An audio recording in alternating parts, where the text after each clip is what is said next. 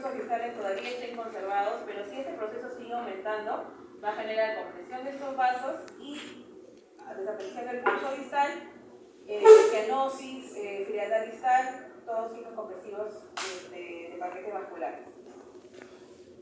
Entonces, para el diagnóstico, bueno, definitivamente nuestro medio es básicamente clínico, como menciona el dolor desproporcionado, la pérdida de sensibilidad, asociado posteriormente a la frialdad distal, cianosis y ausencia de pulso, que es el último signo, ¿ya? Pero también existe un instrumento que se llama, por el nombre de la marca en realidad es el Striker, que nos ayuda a medir la presión intracompartimental, ¿no? Esta normalmente está por debajo de 20 y cuando tiene un valor de 30-40 milímetros de mercurio ya decimos que es un diagnóstico positivo.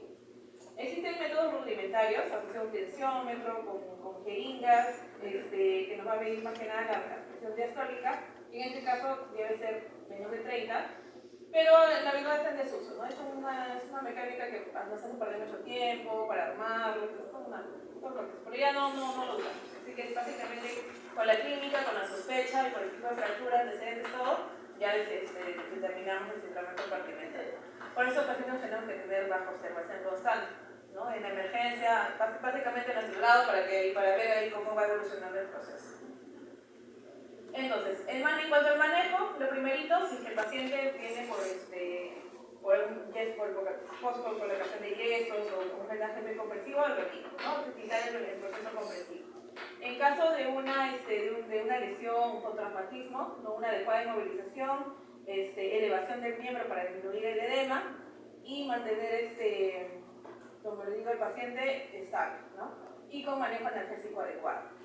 Si este proceso no cede con todas las indicaciones, ya pasamos a un proceso de lo que se llama una fasciotomía, que es la liberación de la fascia, ¿no? El corte de la fascia para liberar la tensión del compartimento. Como vemos aquí, son cortes longitudinales muy prolongados, muy largos, que abarcan todo el compartimento. En este caso, el compartimento lateral y posterior liberamos, y aquí liberamos el compartimento anterior, donde cortamos solamente hacia la fascia y vemos que el músculo, por la misma tensión, hasta sobresale de la incisión, ¿no? Entonces quiere decir que ya ha habido un proceso o inicio de un proceso de síndrome compartimental. Como vemos el músculo también aquí medio violáceo, entonces ya hay signos de sufrimiento muscular. En caso de existir alguna fractura, ¿no? Que en caso de la causa haya sido una fractura, podemos de repente estabilizarla, idealmente, como siempre digo, con un fijador externo, pero si no con una férula sueltita y continuando la observación de esta fasciotomía. Aquí médico también su técnica es una liberación entre la cabeza de los metacarpos para liberar la tensión. Aquí me ofreció una fractura expuesta, que es hecho fasciotomía, pero con liberación de toda la parte y limpieza, debilitamiento del tejido ya afectado, ¿no? Eso cuando es un poco más tardío, porque como ello genera necrosis, como vemos en esa zona. Entonces hay que liberar y limpiar todas las zonas afectadas. En cuanto a las complicaciones, de forma aguda tenemos fenómenos de necrosis, de sobreinfección, como mencionaba, insuficiencia renal por microalbuminuria, ya que hay necrosis muscular, entonces todo eso se va directamente a la vía sanguínea y llega a los riñoncitos y puede generar esta complicación aguda.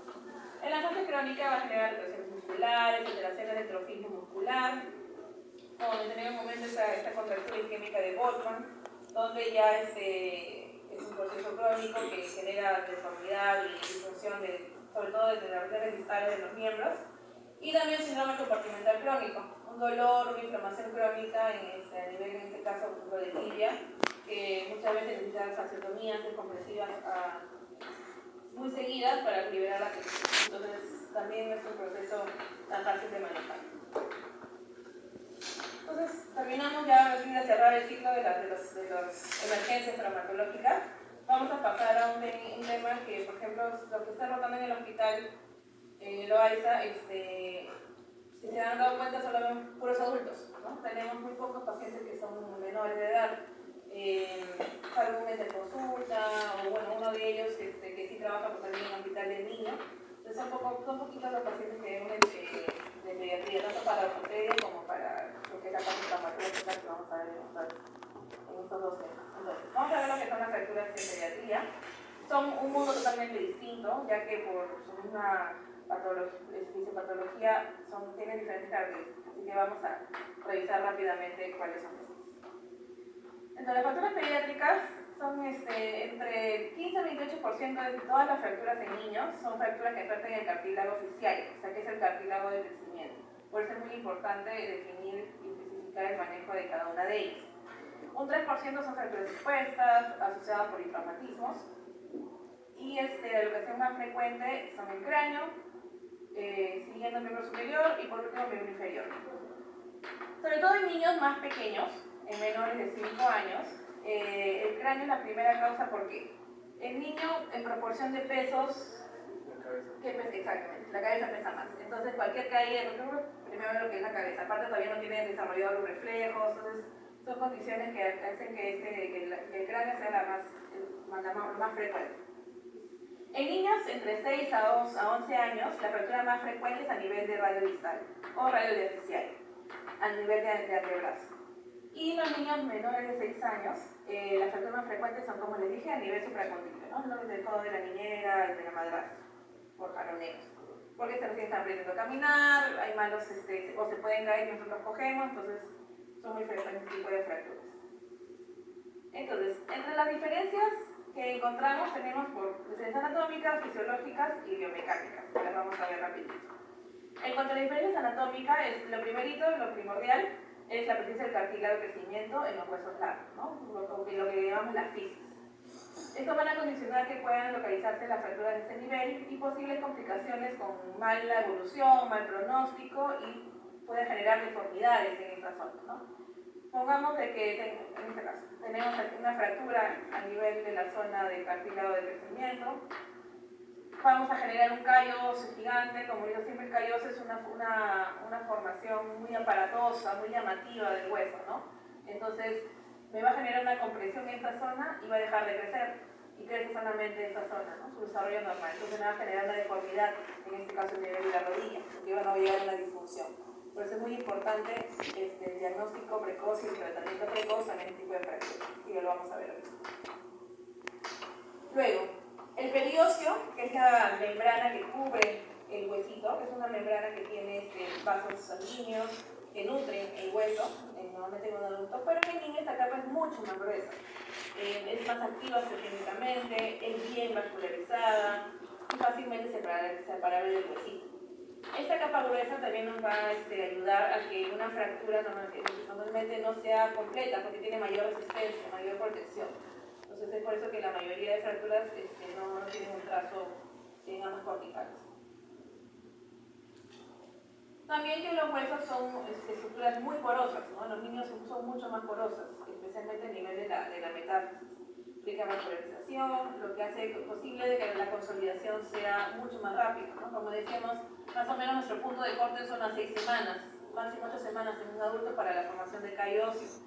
En cambio, ellos entre la tercera y la cuarta semana ya podemos ver la conformación, por el gran metabolismo que tienen a nivel del hueso, por su mismo crecimiento, entonces hace que rápidamente se desarrolle el callo óseo. Y aquí son muy raros los procesos de retardo de consolidación y pseudoartrosis, ya que tienen todos sus mecanismos totalmente activos.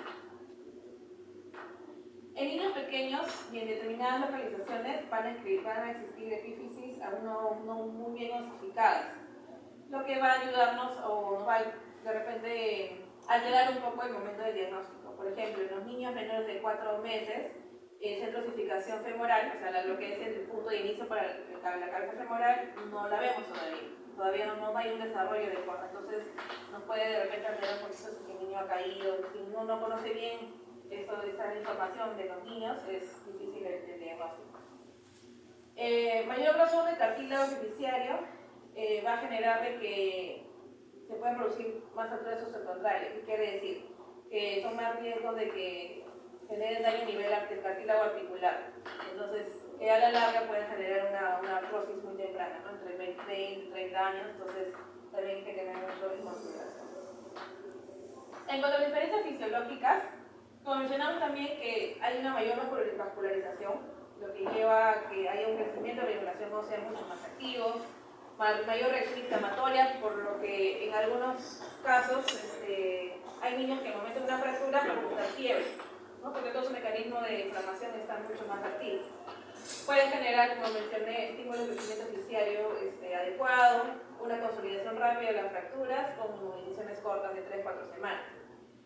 Y hay la posibilidad de aparecer una deformidad si se lesiona el cartílago de crecimiento, como lo mencionamos, y las correcciones espontáneas de una fractura de repente en mala unión o en una mala reducción van a generar deformidades angulares y acortamientos muchas veces de los miembros, ¿no? Sobre todo eso que nuevamente asociado a una fractura de física, que básicamente van a cambiar el criterio para el diagnóstico, para el tratamiento y de repente complicaciones, como mencionaba, en adultos.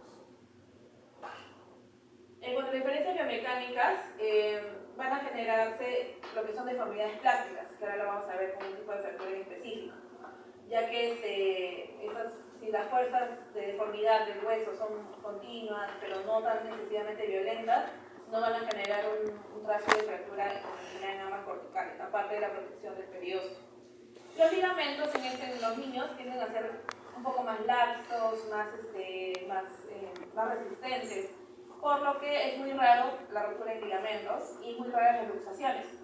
Más frecuente es una fractura de fisis que una luxación, porque esa es una estructura como está en desarrollo, tiene mayor elasticidad, entonces difícil que se puedan luxar con facilidad.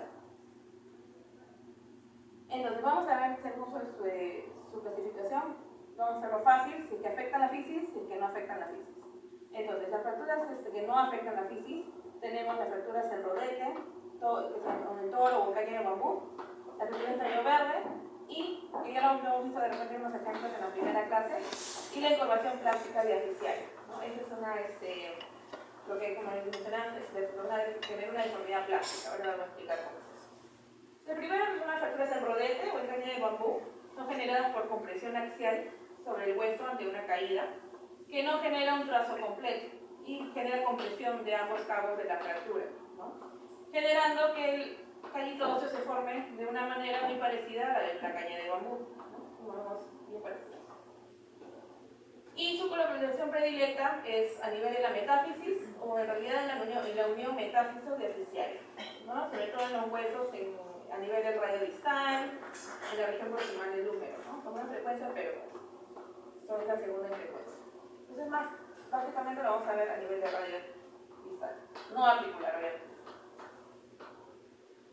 Esta va a generar dolor, obviamente, por toda la inflamación y potencia funcional, pero no vamos a evidenciar una deformidad clara, ¿no? Al ser una fractura primero incompleta por compresión, no vamos a ver alguna deformidad que podríamos ver en una fractura, por ejemplo, de diáfisis de radio en un adulto, ¿no? Y no hay desplazamiento y los fragmentos son bastante cercanos. Es una fractura muy simple, entonces básicamente para el tratamiento solamente va a requerir inmovilización de 2 a 3 semanas para la formación del callito óseo y al momento del retiro, rápida movilización. Normalmente los niños no ameritan muchas veces terapia física porque ellos al ser tan activos rápidamente recuperan su función y quieren jugar, entonces así tengan un leve dolor no les va a importar porque quieren continuar con su actividad. Entonces es mucho más fácil su recuperación de forma general. La fractura de tallo verde, como les di el ejemplo el primer día de clases, acordamos el perejil, el culantro, cuando quiere uno romperlo, que es casi imposible hacerlo con las manos. Entonces, esa es la misma generación de tipo de fractura, ¿no? Por una infección.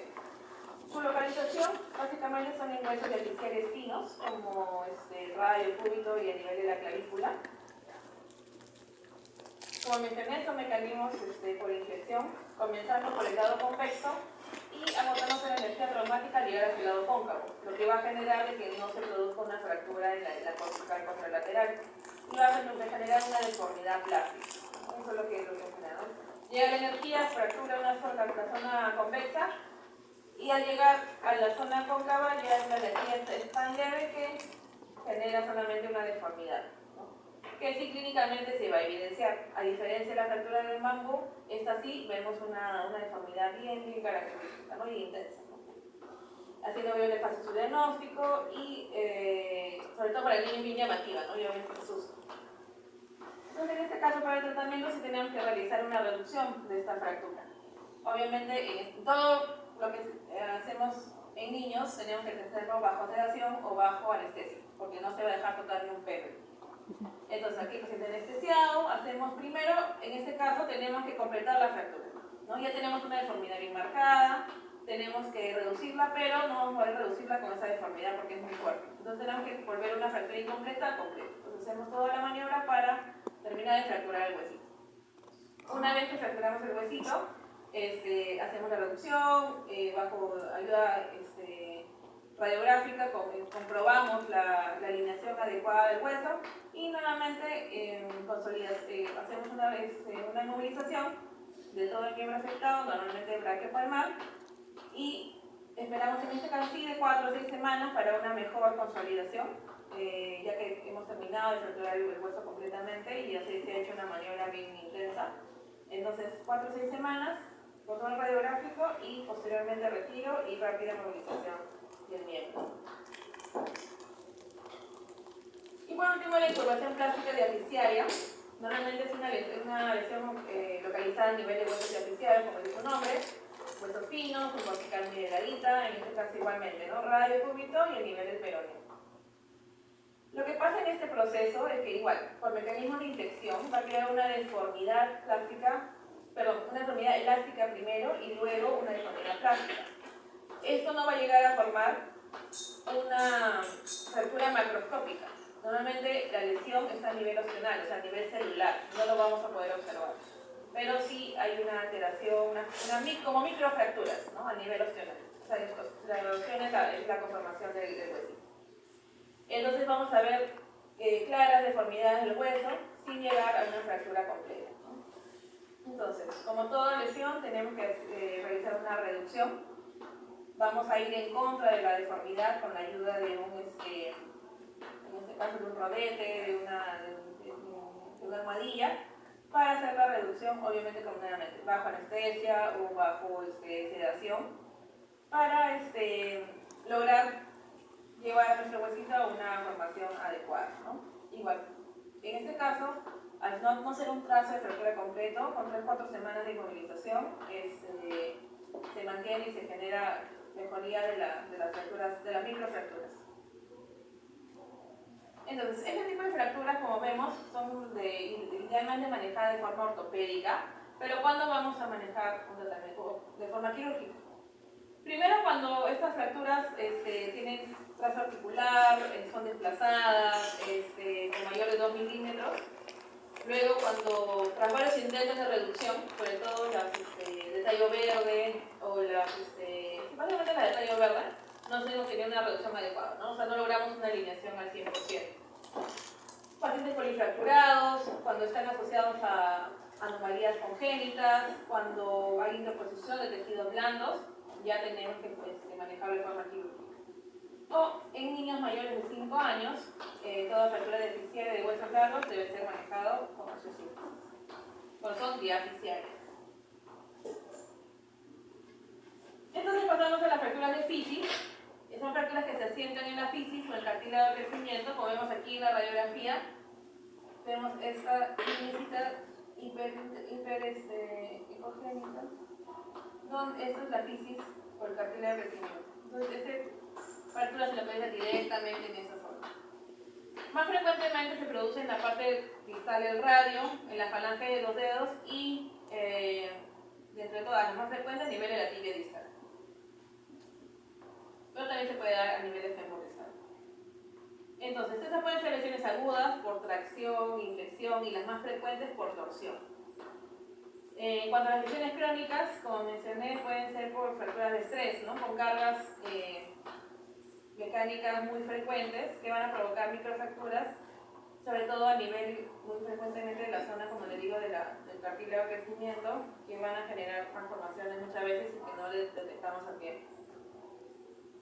Entonces, esta fractura de fisis tiene su clasificación, que es la que son de Salter-Harris. Acuérdense el nombre. De la clasificación no quiero que se acuerden en general cada punto de la clasificación, sino más o menos qué tipo de clasificación me da un diagnóstico para qué tipo de patología.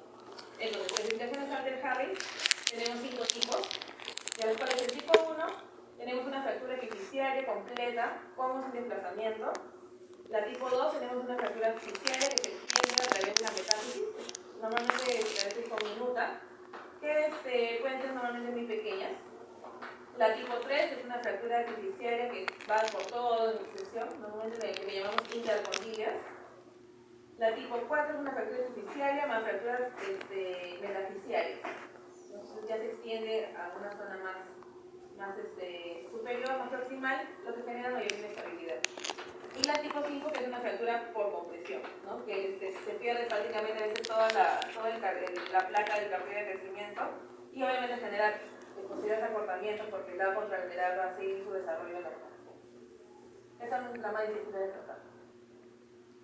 Entonces el pronóstico va a depender del tipo de lesión, de la edad del paciente, del aporte vascular que tenga o el hueso que esté afectado, la gravedad de la lesión, si es una fractura expuesta o no, el método de reducción que vamos a escoger y si esta, como mencioné, si es una lesión abierta o cerrada. Entonces, para el tratamiento es importante el tiempo de reducción, ¿no? En este tipo de fracturas nosotros la tratamos como si fuera una fractura articular de adultos, ¿no? Estas fracturas articulares tienen que ser reducidas lo más pronto posible. El método de reducción también va a depender de cada caso, o sea, nosotros elegimos la cirugía o el tratamiento de acuerdo al paciente en general, no solamente el tipo de fractura. Normalmente los tipo 1 y 2 son el tratamiento ortopédico, tratamiento cerrado, inmovilizaciones, y la tipo 3 y 4 normalmente van a requerir una reducción anatómica, que quiere decir un tratamiento quirúrgico o osteoquímico. Entonces, normalmente para la inmovilización, a la tercera semana ya podemos ver que la unión metástasis epifisiaria es ya normalmente consistente, ahí hay conformación del callo óseo y ya podemos permitir la movilidad, ¿no? O sea, quitarle el aparato de yeso y que el niño comience a mover. Una carga total, o sea, que ya pueda caminar, que pueda andar sin problemas, 4 o 6 semanas aproximadamente. O sea, que como se dan cuenta, los niños son mucho más rápidos de recuperarse si sean fracturas fisiales. En cuanto a las complicaciones, como mencionaba, lo primordial es la alteración de la fisis, ¿no? Detención de crecimiento, por lesión parcial o total, como digo, la conformación a veces del callo óseo de forma exuberante hace que comprima la fisis y que el crecimiento sea o alternante o que ya, como la tipo 5, ¿no? Que hay completa compresión y que ya no hay un crecimiento adecuado. Necrosis vascular epifisiaria, sobre todo en huesos largos, con cabeza, en este caso húmero o fémur. Y artrosis precoz, sobre todo en las tipo 3 o 4, de forma crónica, a partir de 20 o 30 años con necesidad de uso de prótesis. Entonces, por eso es muy importante un adecuado diagnóstico temprano y un tratamiento oportuno.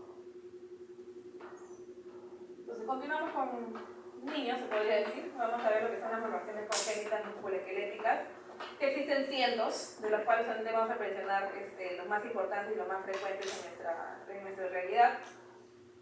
Vamos a empezar con la escoliosis, pero una escoliosis congénita, o sea que vemos desde niños muy pequeños, normalmente entre 3 y 4 años, lo que genera una simetría en el desarrollo de las vértebras, ¿no? Vamos a ver una curvatura lateral de toda la columna, que normalmente se genera por rotación o generando un desequilibrio muscular en toda la zona del dorso, ¿no? de la espalda. Nosotros normalmente para el diagnóstico tenemos el cuadro clínico o el examen físico, la curvatura de la columna, poco flexible, o sea que no es reductible, no llega a una postura normal, como entre comillas, rigidez en toda la zona de la columna. Y al examen también necesitamos, por ejemplo, en un examen de imágenes, un examen radiográfico, donde nosotros determinamos unas angulaciones, normalmente el ángulo de Cobb, que es el ángulo que nos indica qué grado de escoliosis tiene, no sé si es una leve o es una severa.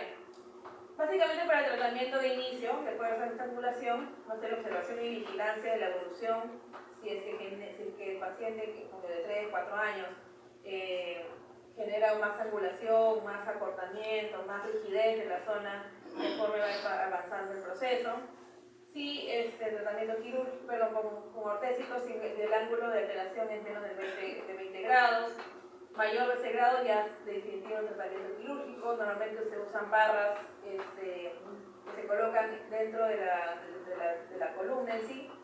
Muchas veces, en casos severos, estas barras se pueden romper, por eso es que el paciente ingresa múltiples veces a las operaciones para intentar corregir las curvaturas, a veces con satisfactorios, otras veces con resultados casi inexistentes. Buena terapia física, tanto antes como después de la intervención quirúrgica, y para mejorar el equilibrio, ¿no? Lamentablemente estos niños, como mencioné, pueden ser politratados con cirugía, con el uso de ortésicos también, corsets que ayudan a mantener, pero sí, lamentablemente viven bajo terapia, son pacientes que sufren mucho, la verdad. Otro proceso que es la displasia congénita de cadera, que es se podría decir la madre de todas las funciones congénitas traumatológicas o musculoesqueléticas, también llamada actualmente displasia del desarrollo.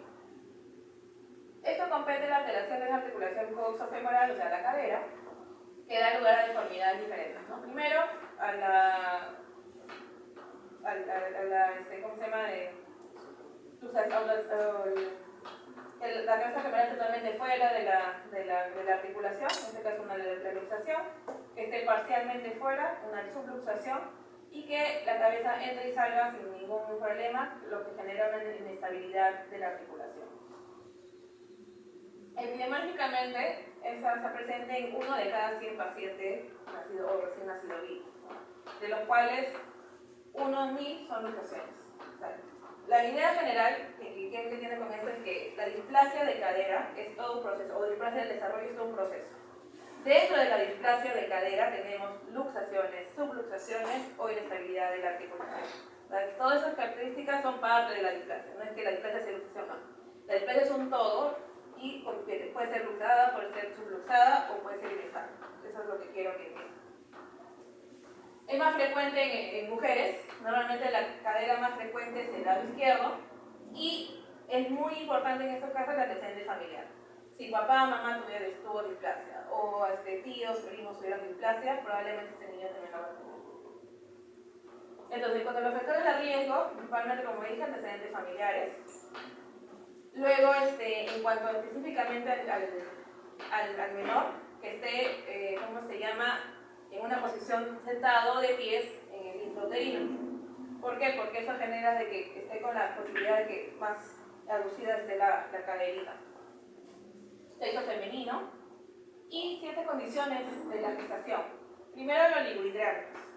El oligohidramnios es poco líquido dentro de la cavidad uterina, lo que hace de que el feto no se pueda mover, ¿no? Y está solamente en una posición y con más riesgo de que, buscando una posición correcta, se pueda alzar. O un inadecuado desarrollo, ¿no? O sea, poco espacio para desarrollarse. La macrosomía. La macrosomía es el peso más de 4 kilos de un feto. Entonces, al ser feto grande, también no va a tener espacio para poder movilizarse o colocarse de una manera adecuada. Entonces, eso es otro factor de riesgo. Y el primogénito. También es riesgo, ¿por qué? Porque a veces la cavidad uterina no se expande, no se distiende como debería ser en una mujer que recién ha salido embarazada por primera vez. Entonces eso también no le permite movimiento, un adecuado espacio para desarrollo, entonces puede tener riesgo de displasia de cadera. Entonces, para el diagnóstico va a depender de la edad del paciente. Normalmente en menores de 3 meses es básicamente por examen clínico. Tenemos algunos tests que nos ayudan a determinar si hay alguna alteración, pero esos tests son para descartar luxación. El test de Barlow, el test de Ortolani, los signos de Galeazzi, el examen físico, nos van a determinar luxación. Una displasia en sí, solamente una displasia, no tiene un examen clínico específico. En cambio, estos tests sí son para luxación. En mayores de 3 meses hasta 1 año, vamos a encontrar en el examen físico una limitación de la abducción, o sea, Alexander no va a poder abrir su caderita adecuadamente, va a haber discrepancia de los miembros, si comienza ya un poquito a dar pasitos, va a haber un poquito de cojera. Y en mayores de 1 año, ya vamos a ver una oblicuidad pélvica, o sea, al momento del examen físico vamos a ver al paciente de repente un poquito alterado su postura, una lordosis lumbar muy marcada y la marcha de Bull. Esta marcha se da es un tipo de cojera, ¿no? Primero que la posición de la cadera va a estar alterada. O sea, una caderita la vamos a ver encima de la otra y obviamente una alteración de la conformación de la columna. Muchos lo confunden con escoliosis, por eso hay que hacer un adecuado estudio. Luego la marcha que el paciente tiene es una marcha donde mueve toda la información. No sé si han visto algunos adultos que tienen zapatos con alzas, ya son personas que nacen diagnosticadas de displasia de chiquitos. Entonces tienen esa marcha donde todo mueve todo el miembro y la cadera tiene un movimiento extraño. Esa es la marcha de frente del miembro. Más que nada para compensar el acortamiento del miembro. Entonces, en cuanto a los exámenes, las pruebas específicas, como digo, para luxación, tenemos ortogal y Barlow. Son exámenes físicos que tienen mejor evidencia de sensibilidad hasta los 4 meses. Más de esta edad ya no lo vemos, no nos ayuda mucho. Entonces, vamos a evaluar al pacientito, obviamente sin pañal. Normalmente este es un examen también que hacemos en los recién nacidos. Cuando lleven en pediatría, en neonatología, van a hacer esto en sus rotaciones. Tienen que tocar a los bebitos. Entonces, vamos a hacer primero el proceso de Barlow. Barlow lo que vamos a hacer es aducir las caderas, o sea, llevar las caderas con las piernitas hacia línea media, como vemos aquí, y hacer una compresión posterior. O sea, vamos a llevar hacia abajo para ver si hay luxación o no, resistencia o no en la zona de las caderitas, ¿no? Si ya es una cadera fluxada, vamos a sentir como que se va. Y es una cadera luxable. Y en su contraposición realizamos la prueba de Ortolani, que en este caso tenemos que abducir las caderas y una presión, o sea, abrimos las caderitas por fuera de la línea media y con los deditos acá empujamos hacia adelante las caderas. Y si está luxada, se va a reducir, ¿no? Barlow luxa, Ortolani reduce. ¿Ya? Por eso que estas pruebas son específicamente para luxación de cadera. Y como digo, solamente funciona en los primeros meses de vida. También tenemos otro signo que se llama el signo de Galeazzi, donde vamos a ver una discrepancia entre ambas rodillas. Tenemos cadera y rodilla en 90 grados y vemos que una está muy por debajo de la otra. Quiere decir de que esta caderita está luxada. También tenemos la asimetría de pliegues, que en realidad ya no está como una prueba, un signo de diagnóstico definitivo, pero nos ayuda, por ejemplo, todo niño tiene que pasar por CRED, por su evaluación de crecimiento y desarrollo por enfermería. Entonces, las licenciadas, al notar de repente algún cambio, alguna alteración a nivel de los pies, a nivel de las piernitas, de los muslos, ya lo derivan a los pacientes, ¿no? Todavía no sirve para eso, pero ya como un diagnóstico patognomónico definitivo, no. Porque todo niñito tiene pliegues, ¿no? Sobre todo los que son muy chonchitos, tienen diferentes pliegues, entonces no es muy específico. Pero nos ayuda a que las licenciadas estén atentas y puedan derivarnos o a su médico tratante, su pediatra tratante o a un ortopedista, que sería lo ideal. Entonces, normalmente se determina, ¿no? Que por ejemplo aquí tenemos plieguecito, pero este pliegue es más marcado, más continuo. Entonces, hay sospecha de que aquí podría haber un proceso de displasia o de luxación. Entonces, en cuanto a imágenes, inicialmente, en menores de 4 meses, tenemos que ver cómo está la conformación de la caderita y lo hacemos mediante ecografía. Normalmente entre las 4 o 8 semanas ya podemos tener una mejor imagen. Entonces, aquí buscamos la imagen de la articulación, hacemos buscamos unos ángulos que determinan si es una cadera estable o luxada o displásica. Y lo único malo es que es un poquito operador dependiente y estos ángulos podrían variar. A veces asustan a los padres de familia, entonces es de sospecha, ¿no? Todavía es una imagen de sospecha. Pero ya a los 4 meses podemos tomar una radiografía de pelvis, ¿no? Para ver directamente la conformación de las caderas. Este examen debería ser parte del CRED. A los 4 meses todo niño debería pasar una radiografía de pelvis.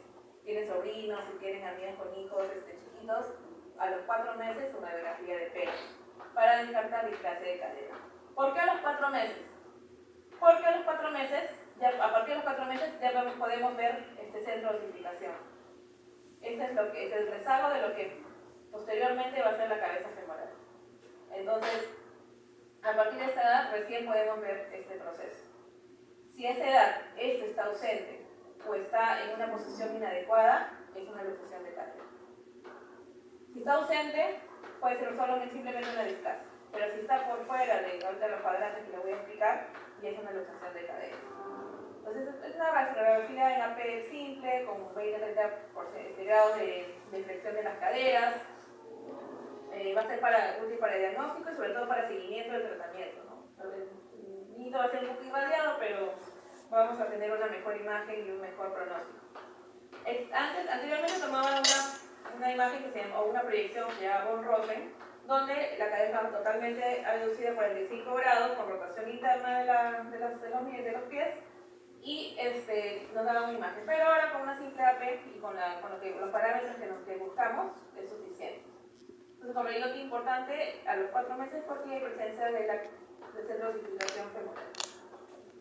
Entonces, teniendo ya nuestra radiografía de pelvis, vamos a buscar ciertos parámetros. Primero vamos a ver la conformación tal cual, si hay presencia o no de esta centrosificación. Como vemos aquí, no tenemos esa centrosificación, entonces quiere decir que es una cadera de por sí displástica. Entonces tenemos que ver si es que está luxada o no está luxada. Entonces trazamos unas líneas imaginarias. Primero la línea Killian-Reina, que es de forma horizontal, va sobre los cartílagos irradiados. Los cartílagos irradiados es la unión entre los huesos de la pelvis, el ilíaco, isquion y pubis, que obviamente en la radiografía no se ve, como vemos aquí. No sé, sobre este cartílago es una radiopaca, ¿no? Porque es cartílago de hueso.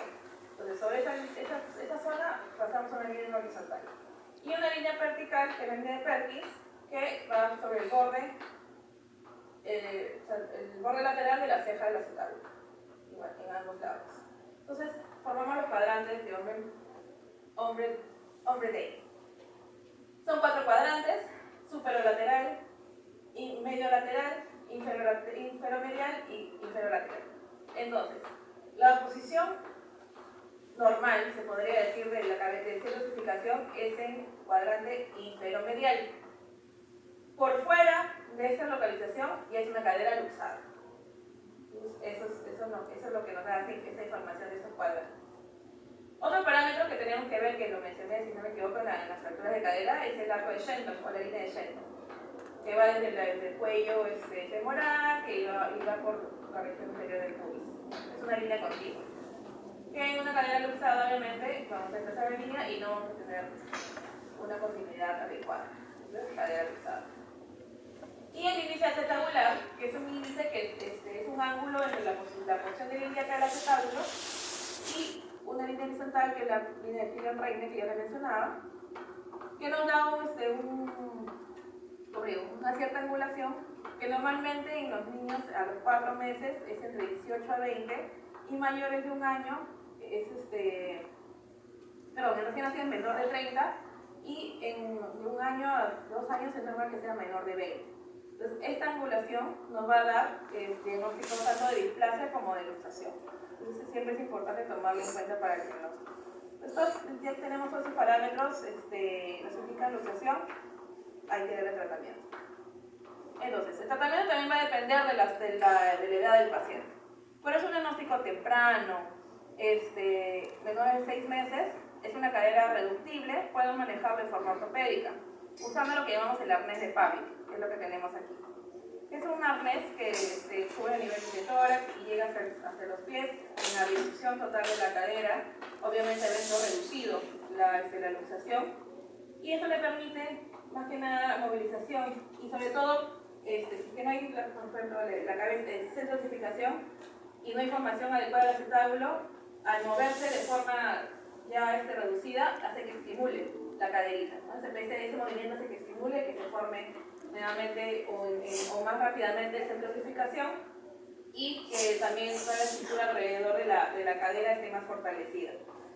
Entre los 6 y 18 meses ya podemos usar una espica, que es un yesito con la cadera en la deducción, o si no una férula de Fletcher, que es una férula un poquito más rígida. Muchas veces esta férula se utiliza en los primeros 8 meses, a las 24 horas del día, luego puede pasar solamente a horarios nocturnos, una vez que el niño va creciendo y va generando mayor movilidad. Aunque he visto niños caminando con estas férulas sin ningún problema, manteniendo la reducción de la luxación. No es lo ideal, porque lo ideal es que sea diagnosticado de forma temprana, pero se da la excepción. Y tratamiento quirúrgico normalmente ya indicamos en pacientes mayores de 18 meses, donde ha fallado todo el tratamiento cerrado que hemos realizado, o de diagnóstico tardío, ¿no? Normalmente se genera una reducción abierta, o sea, de forma quirúrgica, y posteriormente inmovilizado con una inyección explícita. Se van a realizar cirugías aisladas o combinadas, en este caso cirugía de partes blandas, ¿no?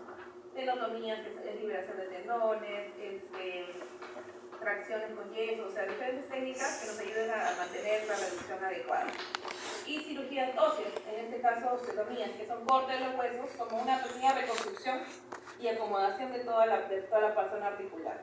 Muchas veces se mezclan ambas tipos de cirugías, pero igual necesitamos posteriormente el uso del yesito para mantener toda la reducción que necesitamos. ¿Y por qué reducción con yeso? Porque el bebito al querer movilizarse, al querer hacer actividades no tiene control, entonces tenemos que inmovilizar de todas maneras. Y ese yesito es bien difícil de manejar, sobre todo por el uso del pañal, ¿no? Rápidamente se moja, se ensucia, hay que explicarle bien a la mamita cómo tenemos que trabajar. Antes se usaban de forma conservadora el uso de un pañal especial. También decían que el uso del pañal doble, pero se ha visto que no funciona. Así que la férula tiene mayor efectividad. Entonces, seguimos bajando, llegamos a la parte de extremidades. Tenemos el pie zambo, que es la segunda, se podría decir, malformación congénita en piecitos más frecuente, que también se ha llamado el pie equino barro adulto congénito idiopático, un nombre más larguito, pero pie zambo más para los amigos. Es una deformidad bien definida que está presente al ser congénito al momento del nacimiento. Es la posición del pie en la que el calcáneo está retraído y que la planta del pie va mirando hacia la línea media, ¿no? Muchas veces la deformidad es tan clara que prácticamente vemos la planta del pie hacia arriba. Vamos a ver una imagen posterior. Entonces, es tan frecuente que hasta aparece de dos pacientes por cada recién nacidos vivos.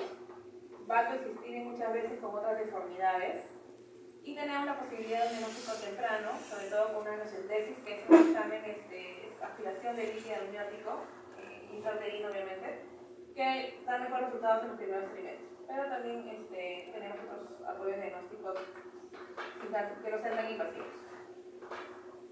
Entonces, tenemos diferentes tipos de pie zambo. El más frecuente es el postural, que es el tipo 1, donde todavía no hay una presencia de pliegues displásicos, o sea, de pliegues distintos o raros. Clínicamente se puede corregir, o sea que son reductibles. Manualmente podemos regresar el pie a su conformación normal, o sea, como la contralateral, en este caso. Aunque también puede ser bilateral. La de tipo 2 es de tipo displásico blando, donde ya vemos aquí pliegues alterados, o sea, pliegues raros. Va a corregir hacia el neutro sin ningún problema, pero en este caso ya necesitan un apoyo de corrección quirúrgica, ¿no? con un resultado satisfactorio. La tipo 3 es un disclásico duro, donde los pliegues disclásicos son muy marcados, la deformidad es resistente o muy dura, no se corrige clínicamente de forma manual, siempre requiere cirugía, con resultados también satisfactorios en un 50% de los casos. La tipo 4 rígido o teratológico ya es la lesión mucho más intensa, los pliegues displásicos son muy severos, muy marcados. Como vemos aquí, casi la planta del pie está mirando hacia arriba, no corrige para nada clínicamente, son muy difíciles de corregir, inclusive con cirugía, ¿no? La tasa de éxito es muy baja, 15 a 20% aproximadamente. Entonces, ya son obviamente, esos son los que están mayormente asociados a otras malformaciones.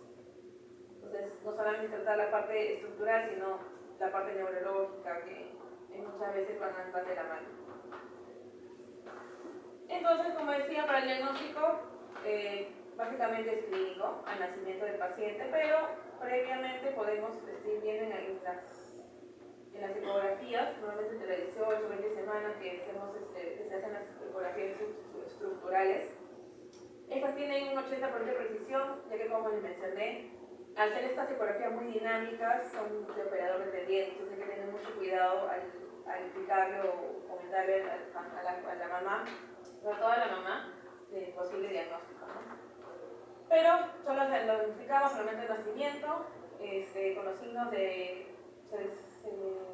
reducen en las siglas EVAS, que son equino, varo, adulto, supino, como formación del pie sano. En niños más grandes, se puede ver que caminan, por ejemplo, con los bordes laterales o con la punta de los pies, hay formación de callosidades, con riesgo de infecciones de la piel, con úlceras muy profundas que pueden llegar hasta el hueso, ya que no pueden usar un calzado normal, ¿no? O sea, no pueden deambular con facilidad. Y van a presentar atrofias musculares, sobre todo a nivel de las pantorrillas. Vamos a ver que los gemelos, el tendón de Aquiles son muy importantes para el tratamiento de estos pacientes. Bueno, como diagnóstico diferencial tienen, cuando el paciente tiene malnutrición de sensibilidad y pero que son corregibles, alteraciones del pie, como otros procesos que se llaman trágalo vertical, metatarsos adductos, o sea, alteraciones básicamente de todo el tallo, ¿no? Y las pruebas complementarias, sobre todo en bebitos más grandes, ¿no? Para ver la posibilidad de corrección quirúrgica, entonces tenemos que ver cómo está la distribución de los huesos del calzo y descartar otras diferenciales, ¿no? Ya cuando no ha corregido adecuadamente con un tratamiento ortopédico. Entonces, estos procesos, sobre todo en el tipo 1 y el tipo 2, se pueden manejar de forma conservadora con este método, que se llama método Ponseti. Este método específicamente tiene todo un libro de cómo realizar la reducción y la colocación de estos yesitos. Es un proceso de varias semanas donde se colocan un yeso por cada semana,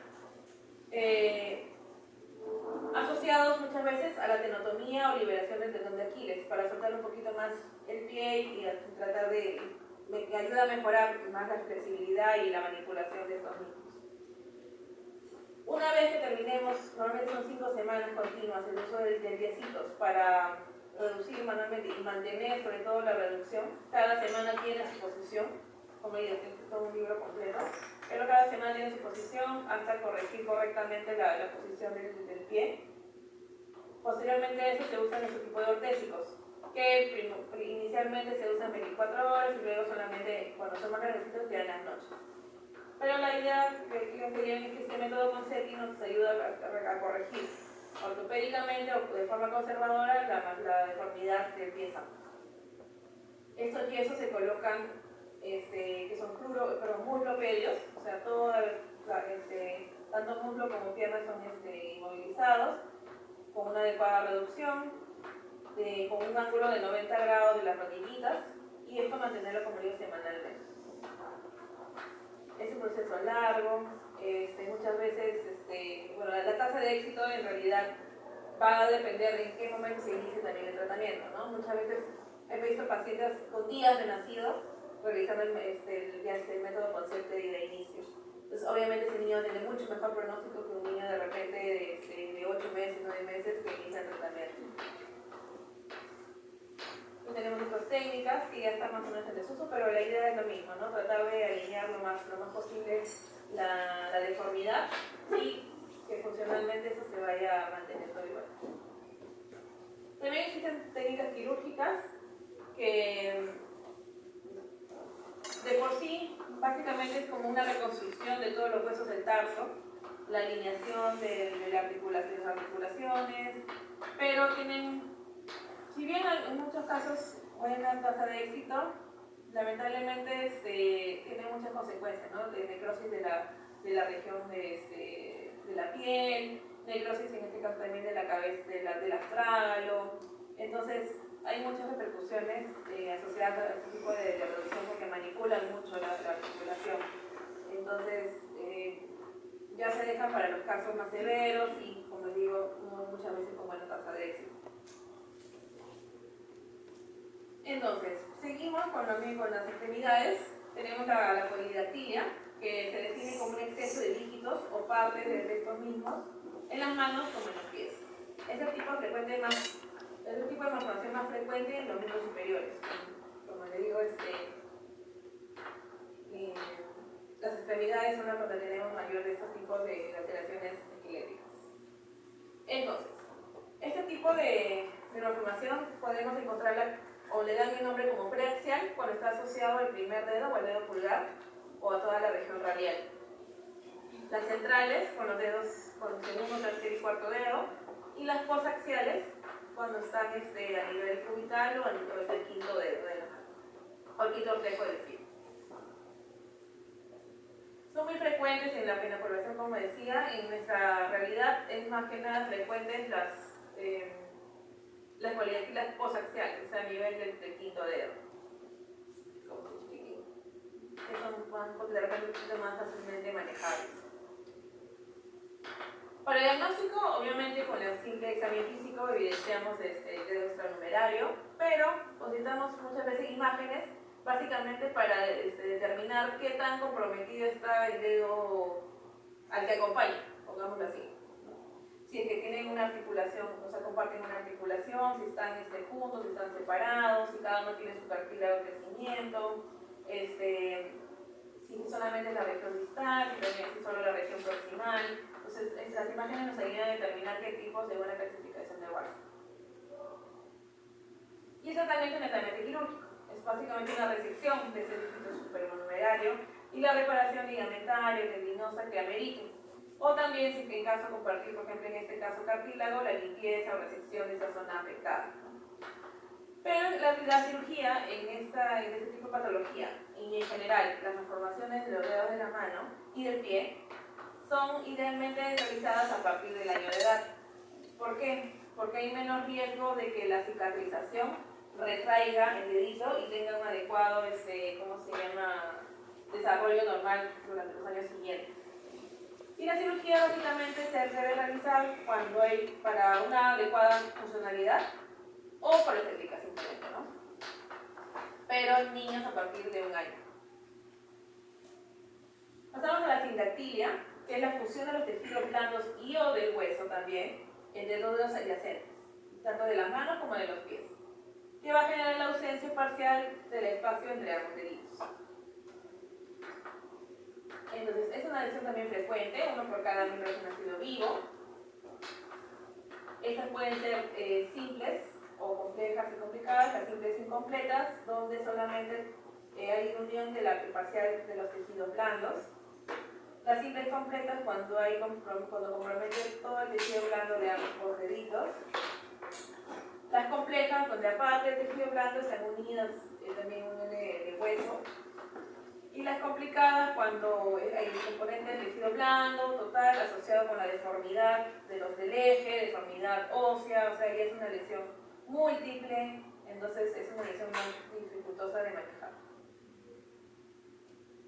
Entonces, para el diagnóstico, nuevamente, clínicamente podemos observar la unión, la fusión de ambos deditos, pero nuevamente nos va a ayudar las imágenes, ¿no? Una ecografía para ver si hay compromiso articular, si hay tendones o ligamentos que están compartidos entre ambos deditos, una ecodoppler o arteriografía para determinar si es que los vasos, si cada dedito tiene su vaso o también nuevamente uno que están compartiendo ambos y al momento de hacer la separación no va a complicar, se podría decir, la nutrición de cada dedito, una radiografía P para determinar si hay unión de hueso o no, una resonancia magnética para determinar si hay compromiso específico de ciertas partes blandas, ¿no? Para hacer la precisión, la disección y que cada dedito tenga una adecuada funcionalidad sobre todo. Entonces, nuevamente, a partir de los 12 meses de edad, como les mencionaba, era porque la cicatriz tiene menor riesgo de contractura o de una mejor cicatrización, se podría decir. Normalmente realizamos lo que se llama una zetaplastía o incisión en Z entre ambos deditos, y el cierre también se hace de manera mucho más fácil, mucho más adecuada, para, como les digo, evitar la retracción de la cicatriz y que tenga el dedito mucho más libre para su crecimiento normal. Y por último, la adactilia, que es la ausencia completa de uno o de más deditos. Normalmente está asociado a síndromes, es muy raro que aparezca de forma solitaria. Y también el tratamiento quirúrgico, ¿no? Sobre todo para la recuperación o para darle una funcionalidad al miembro, ¿no? Y por ejemplo, tenemos la opción de que si bien hay ausencia de segundo o tercer dedito, podemos hacer una cirugía para adecuar y mejorar sobre todo las partes blandas, igual que aquí, ¿no? Para hacerlo como algo más funcional, que es la idea. Pues terminamos con los niños y malformaciones en general. Vamos a terminar con la parte más sangrienta de la traumatología. Amputaciones. Una amputación es una separación total de un segmento del miembro del resto del cuerpo. Cuando se da a nivel de una articulación se llama desarticulación. Entonces, las causas para llegar a una amputación son muy diversas. En nuestra especialidad se podría decir, lo más frecuente son las traumáticas, ¿no? Accidente de tránsito, conflictos bélicos, quemaduras, etc. Las no traumáticas tienden a ser principalmente las alteraciones vasculares y como primero y principal causa la diabetes mellitus. Luego la enfermedad vascular periférica. Infecciosas como gangrena gaseosa, osteomelitis crónica, que como dije la osteomelitis es una infección del hueso, que si bien se puede tratar de forma médica, o sea con antibióticos por tiempo prolongado, muchas veces no desaparecen. Entonces tenemos ya un proceso crónico que a pesar del tratamiento no ha mejorado, de preferencia realizar la amputación. Neoplasias, tumores óseos o de partes blandas, que ya vamos a ver como último tema de la clase, y malformaciones congénitas, como ya hemos visto, ¿no? Por ejemplo la dactilia, que se realiza una cirugía para funcionalidad y esta no tenga buen éxito, se decidirá una amputación. No todas las amputaciones son por infecciones, muchas veces también para mejorar la funcionalidad del paciente. Entonces, con incidencia, es más frecuente en niños inferiores y en Latinoamérica la causa más frecuente en jóvenes es por accidente de tránsito y en adultos y adultos mayores sobre todo por diabetes mellitus. Entonces, en miembros superiores es más frecuente en pacientes jóvenes, sobre todo en manos, ¿no? En las manos traumáticas, ¿no? Por accidentes laborales, por moledoras, por máquinas compresivas, es muy frecuente la amputación de los dedos, ¿no? Traumáticos. Y en miembros inferiores es más frecuente por accidente de tránsito, por diabetes mellitus y sobre todo a nivel de tibia, ¿no? Que es las amputaciones intracondiliares o intrapeniculadas es la zona que más frecuentemente está afectada. Entonces, vamos a ver un poquito de las causas. En cuanto a enfermedad vascular periférica, normalmente se ven para adultos mayores, se realizan por asociación con la esclerosis, como su diabetes mellitus, u otra enfermedad vascular retrocíclica. Son más difíciles de tratar en pacientes de diabetes porque tienen mala calidad de tejido, son más susceptibles a cualquier infección. Entonces, van a tardar más tiempo, de repente un nivel más elevado de amputación, entonces son más complicadas de manejar. Sin embargo, en este caso, si fuera sin asociación a diabetes mellitus, el muñón suele cicatrizar muy bien, o sea, la herida operatoria de la amputación. En cuanto a la diabetes mellitus 2, es uno de los principales factores de riesgo, sobre todo si son pacientes varones, mayores de 60 años, como todos nuestros pacientes en nuestro medio, con pobre control glucémico, un mal llevar del tratamiento y con diabetes de larga evolución. Ahora en la actualidad se ha visto, la verdad, muchos pacientes jóvenes, 38, 40 años, con amputaciones, porque tienen diabetes de forma muy temprana, una diabetes tipo 2 muy temprana, obviamente un mal control, y terminan con amputaciones supracondilias a tan corta edad. Tienen familiares, los mismos diabéticos mientras mejor tengan llevado su enfermedad, más va a alejar el proceso de una amputación. Entonces, el pie diabético, que es de por sí la causa de las amputaciones, Tiene como base patogénica la neuropatía y la microangiopatía o angiosclerosis, que está inducida obviamente por la hiperglicemia persistente, sin un tratamiento adecuado, asociado a isquemia, que se produce básicamente de inicio por la presencia de una úlcera. Por ejemplo, un paciente con una ampollita en el pie porque de repente el zapato era muy duro, el zapato era muy apretado, puede ser el inicio de un pie diabético que puede conllevar a una amputación. Entonces, por eso es que es importante que todos los diabéticos tengan, primero, bueno, obviamente su control de hiperglicemia, pero también por la neuropatía diabética pierden sensibilidad, y ni cuenta se dan que tienen una úlcera o una herida. Entonces, siempre es importante la evaluación por podólogo, que tenga una limpieza periódica por un profesional para evitar que estas pequeñas ulceritas puedan generar un pie diabético severo, ¿no? También la onicomicosis es una puerta de entrada infecciosa muy frecuente que puede generar lesiones alrededor, como por ejemplo aquí, y llegar a ser lo que sea un pie diabético.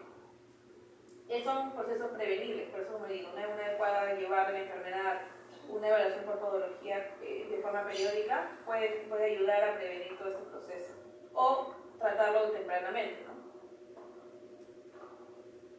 Entonces, como un poco de epidemiología en lo que es el pie diabético, menciona que hasta el 85% de todas las amputaciones se vienen precedidas de una úlcera, como menciona a veces por una simple ampollita puede condicionar todo un proceso severo. La tasa de recidiva de las úlceras a los 5 años son del 70%, quiere decir de que es muy probable de que si tenemos una úlcera en un pie, el otro pie también va a sufrir prontamente en los siguientes 5 años. La amputación de uno de los miembros inferiores tiene 50% de riesgo de desarrollar una lesión grave en la otra extremidad en los 2 años. Muchas veces tenemos pacientes con amputación bilateral, pero son pacientes que también, ¿no? Como mencionaba, a pesar de ser amputados, a pesar de todo el proceso que ha pasado, no tienen un adecuado control. Entonces, muy fácilmente van a llegar, aparte que la enfermedad sigue su curso, ¿no? La neuropatía, la esclerosis va a continuar su curso. Tiene una tasa de mortalidad del 50% en los siguientes 5 años desde la primera lesión. Entonces, no es un proceso que podemos pasar por agua tibia, ¿no? Hay que trabajar y prevenir todo este tipo de complicaciones. Entonces, principalmente el pie diabético lo podemos clasificar con la representación del Warner, que es más que nada, vemos las lesiones, las úlceras que tiene el paciente con las cuales acude a una evaluación, ¿no? Por la profundidad de la úlcera, el grado de infección y el grado de gangrena o necrosis. Entonces, tenemos desde el grado 0, donde el paciente ya tiene, por ejemplo, callitos gruesos, cabezas metatarsianas prominentes, los famosos dedos en garra, ya ciertas deformidades óseas, que pueden llevar a que un mal calzado o un mal cuidado de los pies en general puedan formar úlceras. Entonces, ahí es el paciente donde podemos trabajar la prevención. Luego pasa el grado 1, donde evidenciamos úlceras superficiales, el grado 2, úlceras ahí un poco más profundas, que ya penetra piel, grasa, a la parte ligamentaria. Y la tipo 3, ya la presencia de úlceras profundas con abscesos, muy más extensas, más profundas, y encontramos aquí secreción con mal olor, pus. Y la tipo 4, ya encontramos una necrosis limitada, ¿no? Sobre todo normalmente a nivel de los deditos. Y la tipo 5 es una gangrena extensa, donde ya tenemos todo el pie afectado, el pie sistémico, sepsis. Muchas veces llegan los pacientes y obviamente ya con compromiso del hueso, ya generan una osteomielitis. Entonces, son pacientes que llegan con más, con gran probabilidad a una amputación. Luego las lesiones o traumas, como ya vimos en las fracturas expuestas, según Bustin en el grado 3B, 3C, ya podemos tener un riesgo de que la viabilidad del miembro sea afectada, ¿no? Ya la parte si hay daño vascular, daño nervioso, no hay cobertura de piel, los tejidos blandos están totalmente expuestos, el hueso con gran riesgo de osteomielitis, entonces se decide ya realizar una amputación. En cuanto a infecciones agudas o crónicas, que no responden, por ejemplo, a tratamientos médicos, por ejemplo, la gangrena gaseosa fulminante, llevamos a la decisión de una amputación. Normalmente cuando son heridas o lesiones infecciosas, no cerramos completamente el muñón, o sea, no cerramos herméticamente. dejamos abiertos y no con puntos solamente de la fronte para que si que evidenciamos pus o secreción de algún tipo o que las partes blandas todavía no están viables o hay riesgo de necrosis, se continúe liberando y hacer diversas limpiezas, cirugías para tener un mejor resultado. En cuanto a tumores, básicamente la protección técnica de tumores malignos se signos de metástasis, ¿no? Porque ya cuando encontramos metástasis ya es un proceso más médico que para el tratamiento. Puede ser justificada para aliviar el dolor, cuando hay de repente úlceras o de repente ciertas heridas que puedan que estén asociadas, o cuando están generando fracturas patológicas.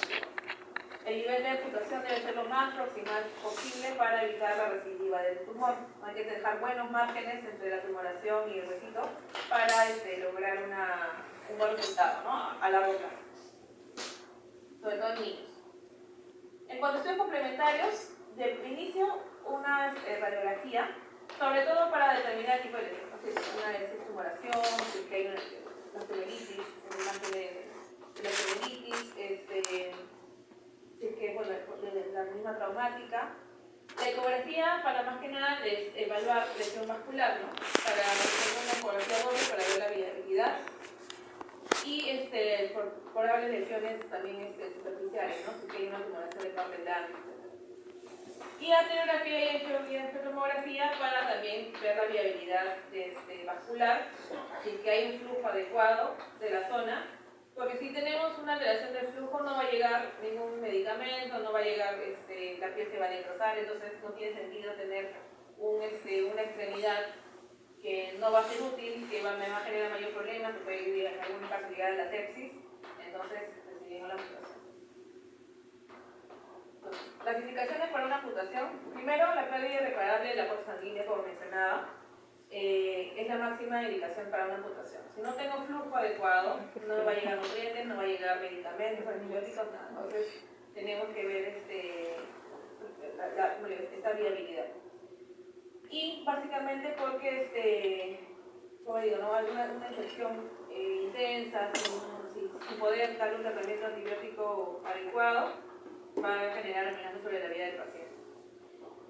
Entonces, considerar cuando no es posible revascularizar, ¿no? Cuando hay riesgo de vida para el paciente, cuando hay una nula función de una extremidad, por ejemplo, expuesta, y la asociación deterioro del mal estado general, y que diabético que se complicó y que el paciente llegue en sepsis. El trauma es la causa que encabeza las implicaciones de amputación sobre este paciente joven, ¿no? Y en este caso, en el proceso de traumatismo severo, tenemos un score que se llama el MES, que tiene diferentes ítems que vamos a considerar, y si tenemos un puntaje de 7 o mayor, ya podemos indicar que es apropiado realizar una amputación. Entonces eso nos avala también mucho en el momento de realizar la historia clínica, de hacer la evaluación del paciente, porque muchas veces hay familiares que no aceptan el procedimiento.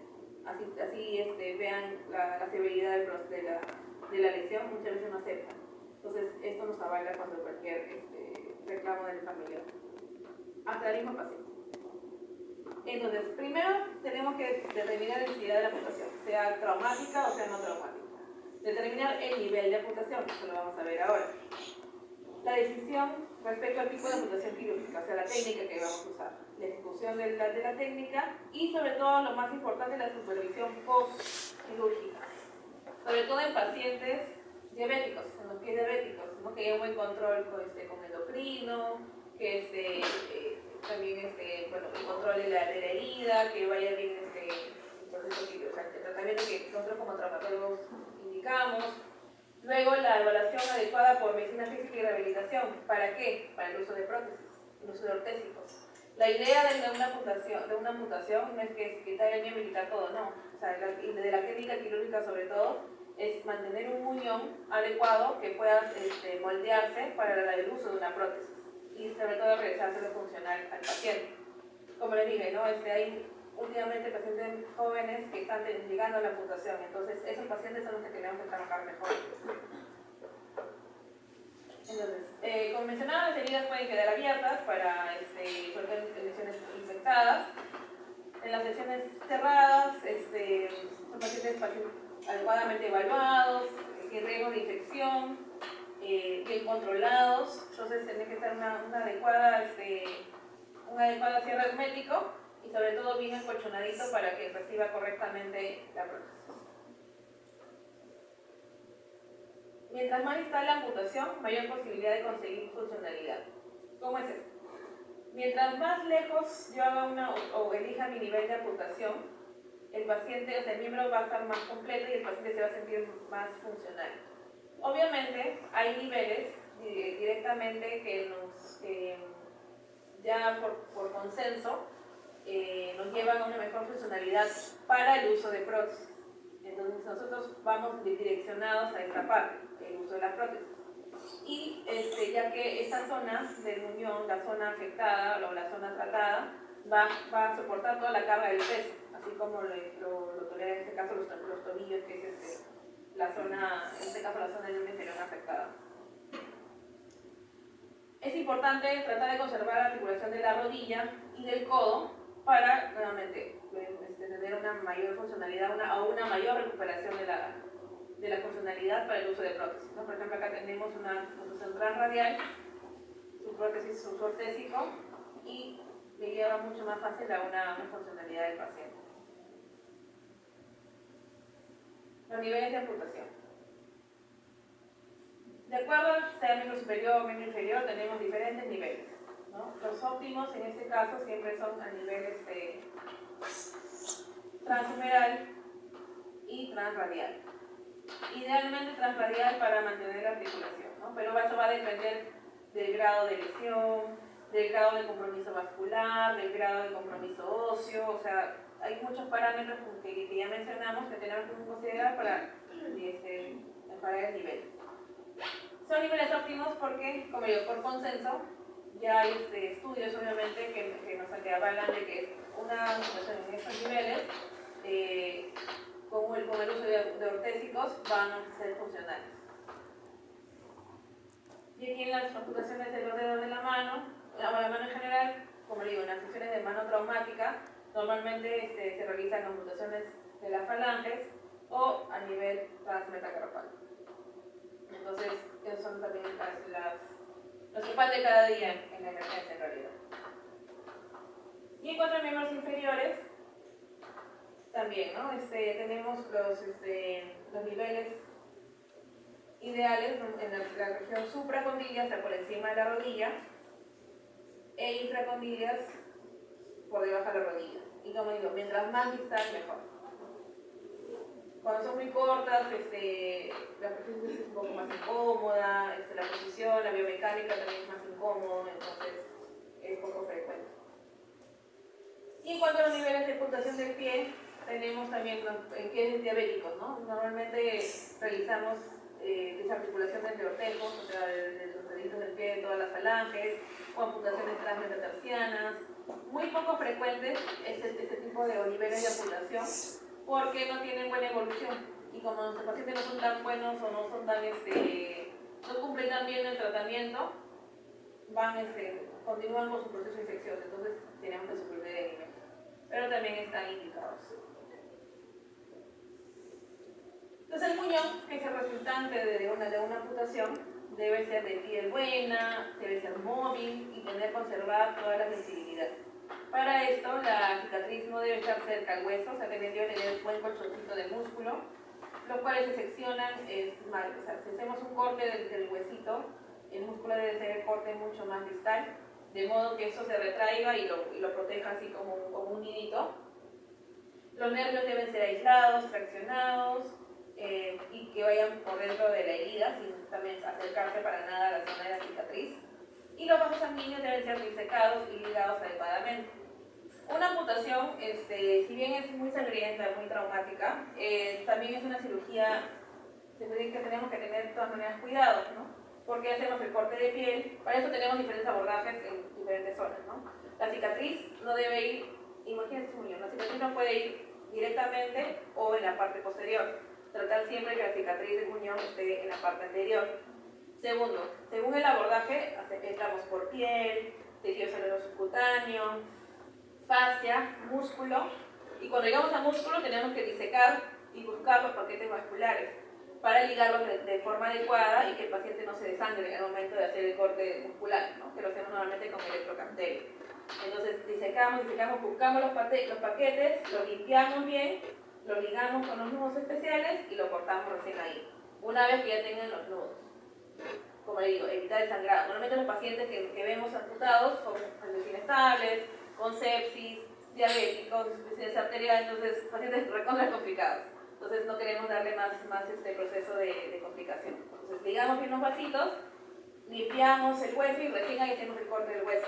El corte del hueso normalmente lo hacemos con una sierra que se llama sierra Gigli, que es un alambre que tiene como trenzado, alambres delgaditos, y eso lo colocamos, imagínense el hueso, lo colocamos alrededor del hueso y hacemos movimientos manuales. Todo lo hacemos de forma manual.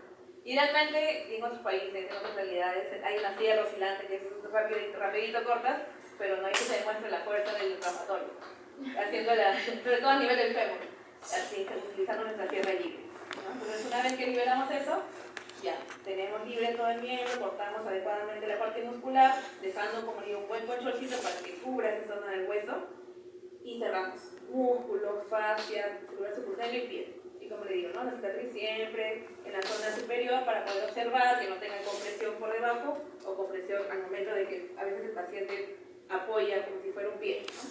Entonces siempre tenemos que tener ese cuidado con el muñoncito.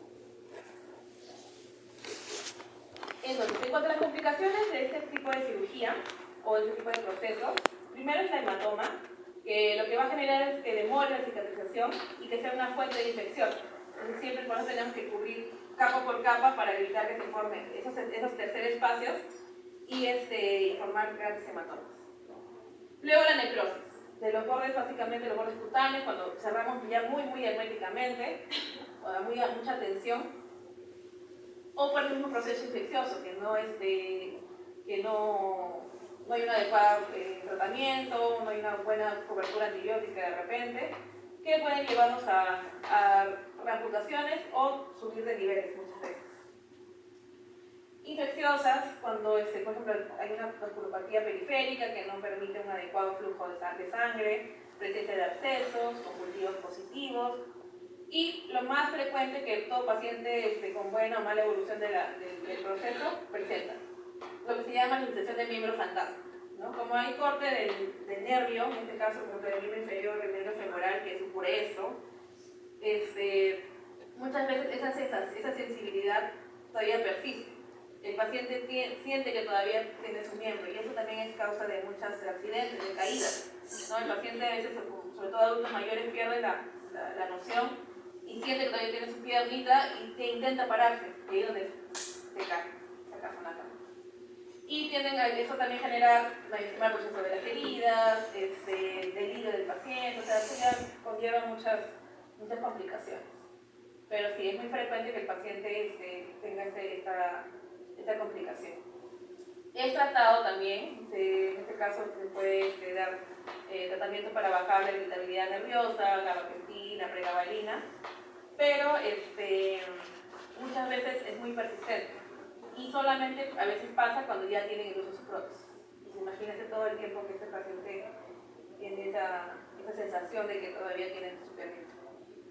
Y le hablo de piernita porque la amputación de miembro inferior es más frecuente. Es muy raro hacer una amputación de miembro superior, salvo sea traumática o porque muy húmeda. Porque al momento de, por ejemplo, trabajadores, ¿no?, que trabajan con electricidad, quemaduras, dedos de la mano, hasta antebrazos sufren y se tiene que hacer una amputación. Pero lo más frecuente es miembro inferior y por detrás. Lo que vemos todos los días en el hospital. Luego se puede producir contracturas de las articulaciones del muñón, en este caso que de repente no tenemos una adecuada cobertura y se deja solamente la zona del huesito muy retraída, o sea, los músculos muy retraídos y posición del huesito. La aparición de neuromas, que son inflamaciones de nervios, que más que nada por como un proceso cicatricial y genera dolor muy persistente. Entonces, ese neuroma tenemos que también abrir de nuevo y eliminarlo. Que el muñón no sea funcional, o sea, que no apoye directamente o no se pueda realizar una prótesis, y úlceras por compresión, más que nada el uso de prótesis en un muñón de mal estado, ¿no? Entonces, básicamente son las complicaciones. Continuamos con las lumbalgias, que es la primera causa de ausentismo laboral, estudiantil, etc. Y es importante tener esta información porque les va a llegar así sea de consulta como médico externo, como médico general. ¿Okay? Para que no nos sorprendan los trabajadores de pedirle descanso médicos. Entonces, las lumbalgias son dolor o malestar en la zona lumbar, localizada en el borde inferior de las últimas costillas, y pliegue inferior de la zona glútea, lo que llamamos la espalda baja, con o sin irradiación a una o ambas piernas, con probablemente estructuras musculares, ligamentosas, con o sin limitación funcional, que va a dificultar básicamente las actividades diarias y, como mencioné, ausentismo laboral. Me parece un tema muy controversial en la medicina ocupacional. Entonces, epidemiológicamente, la segunda causa más común de ausentismo laboral, tercera causa más común de incapacidad temporal. En teoría, este proceso es un proceso autolimitado. Quiere decir eso, que con el reposo, esto calma, ¿no? Al dejar de realizar sus actividades normales, esto calma. Pero en algunos necesita un tratamiento especial, otros, si no tienen de repente un adecuado manejo, pueden hacerse de forma crónica. 1 o 2% de los pacientes con lumbalgia presentan la patología grave, ¿no? De 10 a 15% tienen una causa específica, o sea, por algún traumatismo, por alguna alteración en cuanto a la columna vertebral, pero el 85% tiene una causa inespecífica, o sea, es un dolor que no tiene solo una causa que está produciendo el malestar, que es lo más frecuente.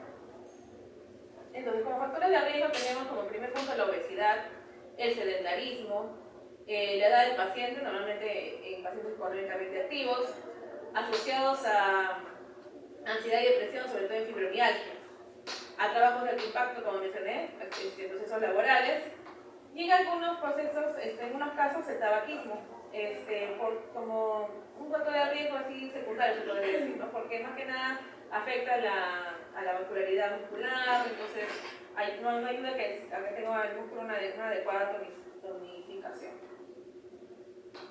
Como mencioné, en cuanto a las causas, lo primordial es una inespecífica, ¿no? No tenemos algo estructural, algo, se puede decir, demostrable que está generando este dolor. Puede estar asociado a etiologías sistémicas, como cáncer metastásico, algún absceso epidural, osteoartritis vertebral, que son procesos muy raros, la verdad. Etiologías específicas, una fractura vertebral obviamente te va a dar dolor, una radiculopatía, estenosis espinal, o sea, un daño estructural específico de la zona de la columna. Y otras causas como enfermedades sistémicas, nefrolitiasis, pielonefritis, que son procesos específicamente de riñones, pero te da obviamente un dolor a nivel lumbar, herpes zóster por la distribución de la raíz nerviosa de la zona toracolumbar, escoliosis, sobre todo en niños en el proceso congénito, trastornos psiquiátricos, como mencioné, la fibromialgia. Entonces, tenemos muchas causas, pero son raras, no son de diagnóstico frecuente. Entonces, para clasificarlo, primero, en función al tiempo de evolución. Estas pueden ser agudas, menos de 2 semanas, y crónicas, más de 2 semanas. De acuerdo a las características del dolor, como mencioné, al ser la causa inespecífica, también el dolor va a ser un dolor inespecífico. Un dolor en la región lumbosacra, a nivel de nalgas, muslos, que es de característica mecánica. Ahorita vamos a ver qué es un dolor mecánico. Pero el paciente está en buen estado general, o sea, no tiene mayor alteración que el dolor a nivel lumbar. Cuando ya encontramos un dolor a nivel radicular, o sea, un dolor que va desde la zona lumbar y se extiende hacia la punta del dedo del pie, ya podemos decir que hay una disfunción nerviosa, sobre todo el nervio ciático, que está comprometido. Y esto lo diagnosticamos con una prueba que se llama la CG positivo. El ACG es una prueba de pacientes de decúbito dorsal, donde nosotros pasivamente estiramos el miembro, ya sea en extensión o con la rodilla en flexión, y el paciente rápidamente siente esa corriente que llega hacia la zona lumbar. Entonces, ese es el signo del ACG positivo. Cuando ese dolor está asociado a otros signos, ¿no? Otros signos de alarma que ya también lo vamos a describir, ya es cuando descartamos todo ese tipo de procesos, ¿no? Entonces, para el diagnóstico, como esto es un proceso inespecífico, no tenemos una clínica específica, ¿no? Tenemos que tener una buena anamnesis, antecedentes del paciente, a qué se dedica, características del dolor.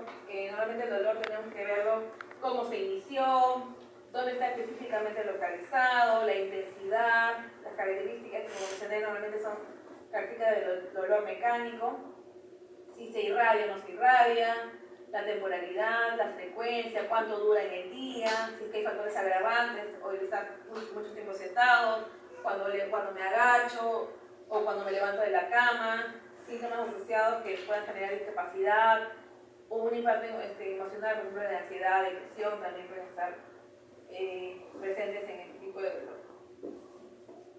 Al examen físico, primero tenemos que en la inspección estática, o sea, cuando el paciente es de pie o sentado, de preferencia de pie, vemos la simetría de la espalda, la simetría de las piernas, si hay alguna deformidad, por ejemplo en la escoliosis, vemos la lateralización o la curvatura de la columna, si es que hay algo o no atrofia muscular, sobre todo del dorso o de la zona glútea también, y la inspección dinámica, ¿no? Ver al paciente caminar, ver si cojea, si tiene alguna postura en especial, entonces eso también es muy importante.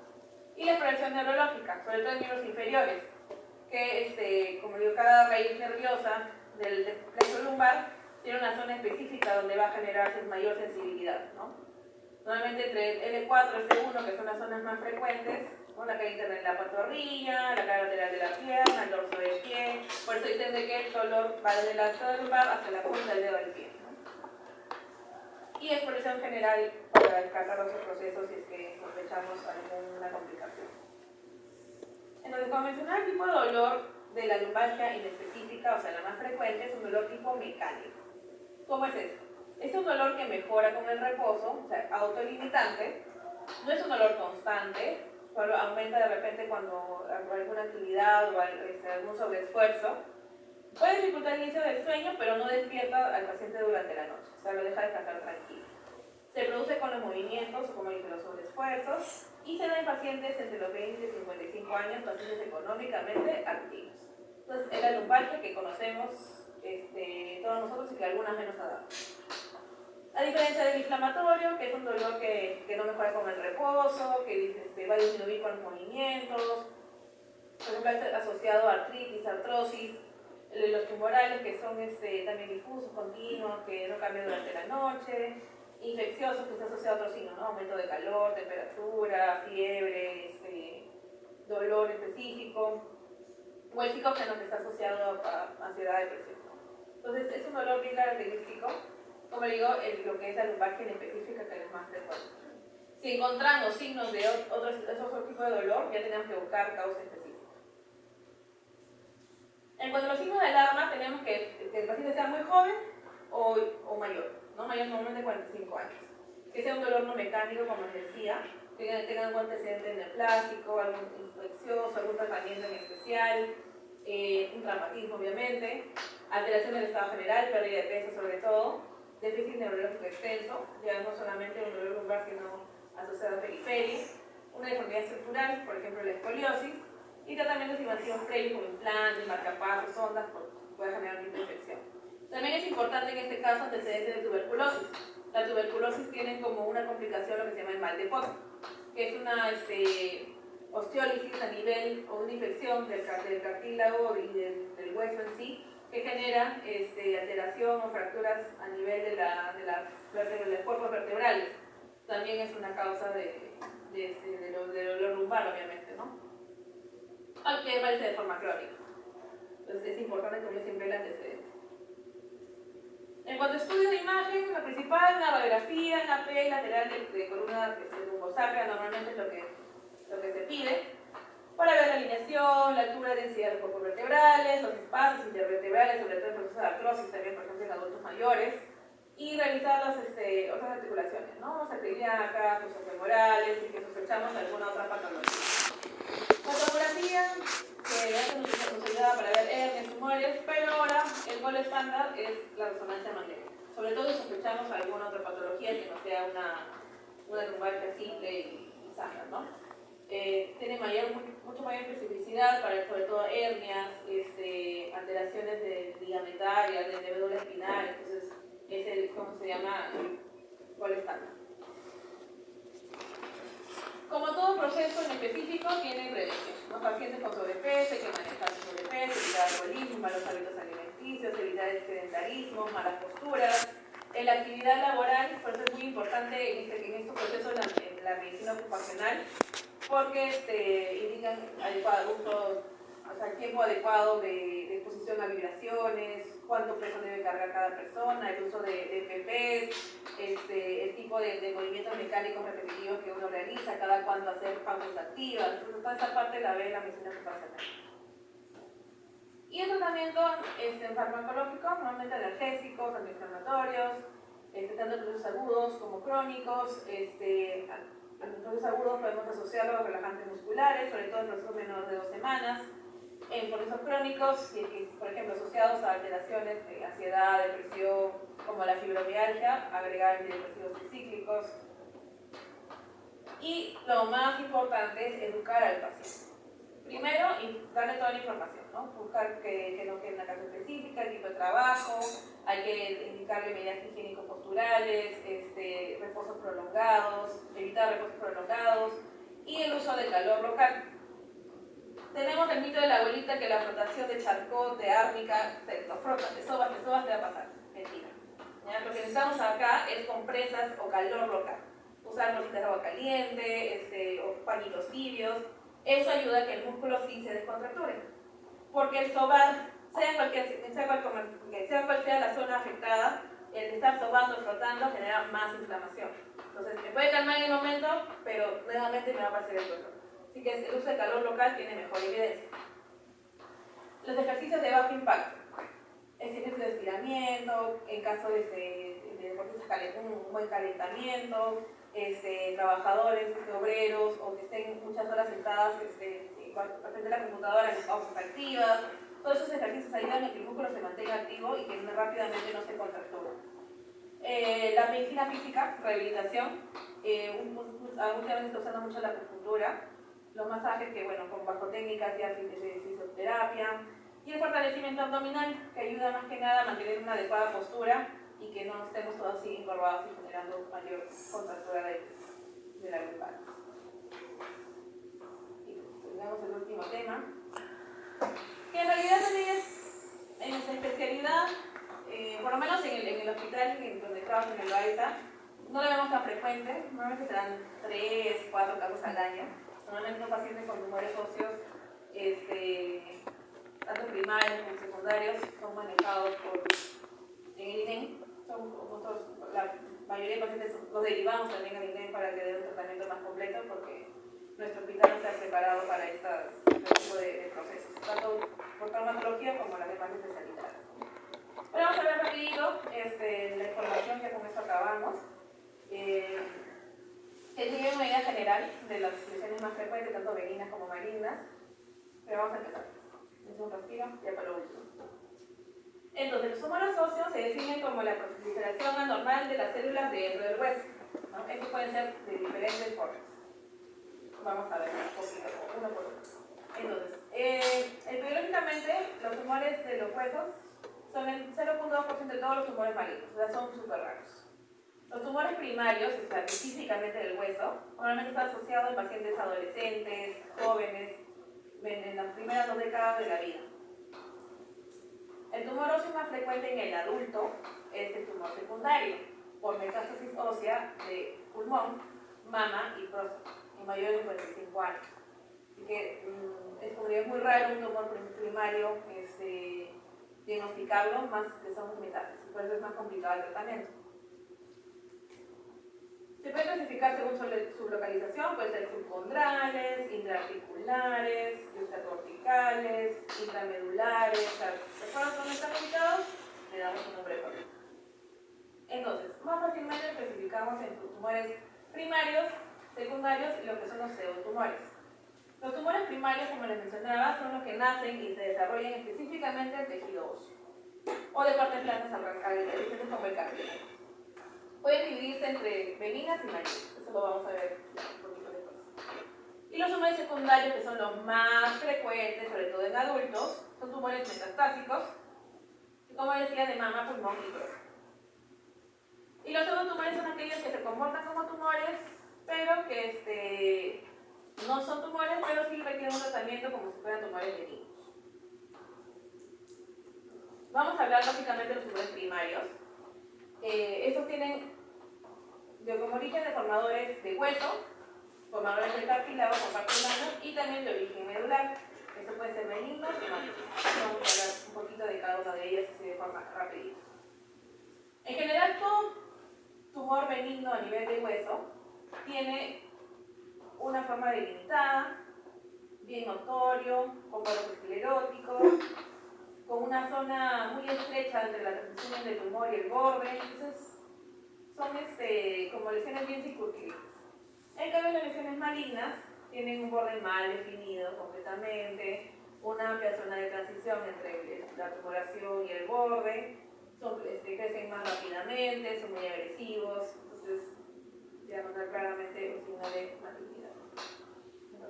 Vamos a empezar con los tumores formadores de hueso.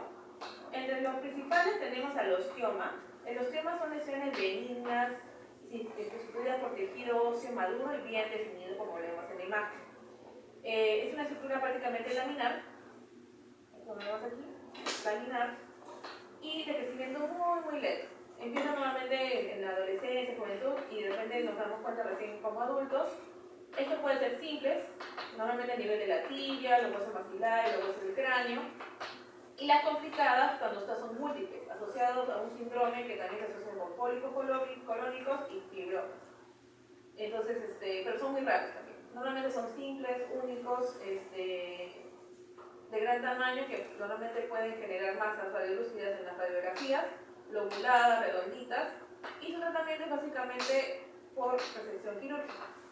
Y en realidad no hay una indicación, salvo ya genere de repente dolor, molestias, a veces de repente úlceras, porque ya el crecimiento es tanto que la piel ya no tolera la insensibilidad, y por estética también, ¿no? Sobre todo en mujeres.